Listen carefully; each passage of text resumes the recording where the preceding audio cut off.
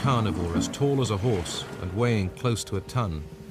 Normally, he wanders inland in search of food, but the drought has driven him onto the beach. At first, the Andrewsarchus seems a little unsure of what to do with these curious shelled creatures.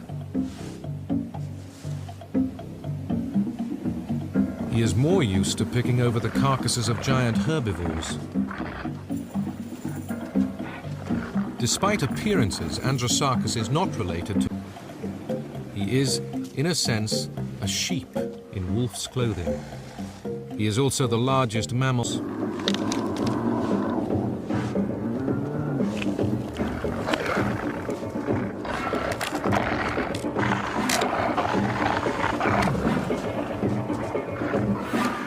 During droughts, scavengers often do well, but in the long run, the hoofed predators will not adapt quickly enough to changes in the climate. He is the last